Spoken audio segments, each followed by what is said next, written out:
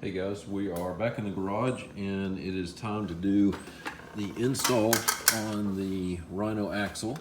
I'm just going to check everything over and be sure it looks good. I did get, I'm going to put on each end, I'm going to put a little bit of anti-seize lubricant on those just to hopefully alleviate any seizing like we had before.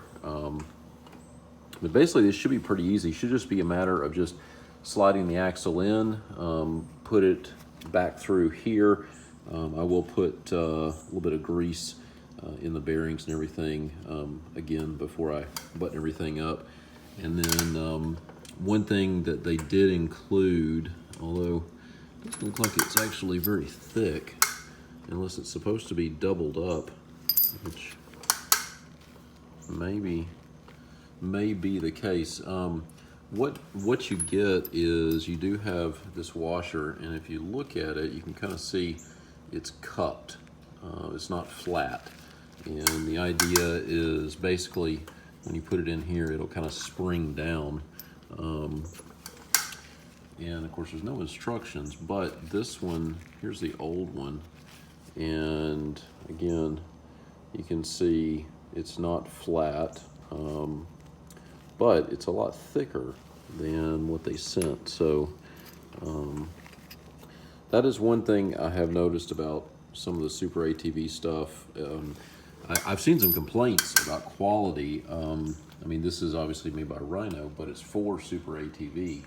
Or sorry, it's made by SuperATV, called the Rhino axle. You know, one of the complaints I've had with some of the stuff that they've had is the quality is good, the instructions are not so good. They're not very complete. So that's one issue that I've had with it. But anyway, we'll get it in here. What I'm going to do is I'll try to basically kind of show this step by step on this side of it, and then I'll do a time lapse on the driver's side. So stay tuned for more. All right, guys, tip time. So I was having a little bit of difficulty getting the axle just to slide in, even with some of the anti-seize lubricant on there. The teeth would engage, but to just kind of push in that snap ring. So what I did, because I have, some people remove this, but I can show it. This is the sway bar link right here. And so this is the sway bar. So what I did is over here on the other side, because they're of course connected, I basically went in and jacked up this side. What that allowed me to do was over here, and I did pop out the bolt. Whoops. I did pop out the bolt for the shock, just slid it out of the way. But what that did was the sway bar, as it came up, it pushed the upper A-arm up, which gave me just enough to get this straight on, shove it right in, boom, no problem whatsoever. So that's a little tip or a trick, is use the sway bar for your benefit, aside from taking everything apart. So this bolt right here, when the suspension is totally down, this one just pops right out, so no big deal. So now I just got to do a little bit of cleanup, put some grease in here. I'll lower it back down so I can then slide the actual axle in, and then I'll get the rest of it done. But that was definitely the secret to getting it to just pop right in, is get it straight on and it just slides right in, no problem. Guys, passenger side is done, except for the only thing left to do is to torque down the castle nut and put in the cotter pin. And this is supposed to be, I believe it's 180 foot-pounds.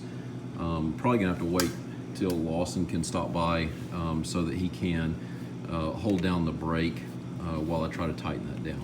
So that's the last thing to do. Otherwise, everything is back together on this side. Everything looks good. I can kind of show you, stick the light up here, just spin it around. Everything's nice and quiet, everything's moving freely. Got the brake caliper in, got the shield in. The only thing I've also got to do is I got to just pop this on, which this is like a, I guess you call it a dust shield, or whatever, just to kind of protect this boot right in here.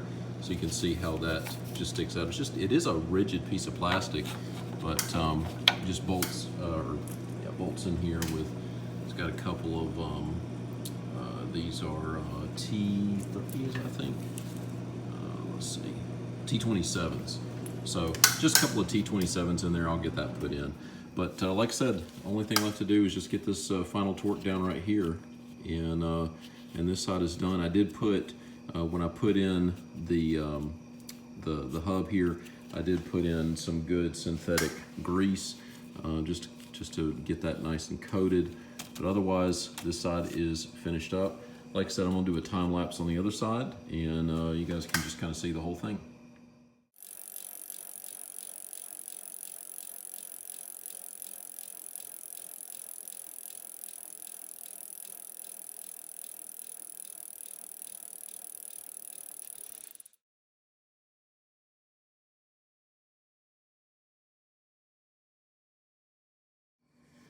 All right, guys, we are essentially done. Again, aside from doing the final torque on the castle nut and putting in the cotter pin, and obviously getting the wheels back on. So this side, hopefully the time lapse I just did turned out okay. But this side again did the jacking up on the other side, so it relieved the tension on the sway bar link. And I did go ahead and pop the shock off. By the way, this is a 15 millimeter, I think it is. I think that's what, just looking at my socket here. Yep, 15. This is 15 millimeter right here. This is down here, the tie, or not the tie rod, I forget what it's called. Anyway, the ball joint. This is 15 millimeter as well. If you did need to take off the sway bar, this is also 15 millimeter.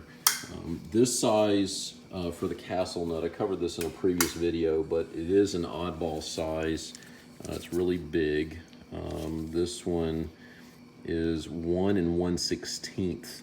And I think it was a 27 millimeter is the same size, but this fits on absolutely perfect.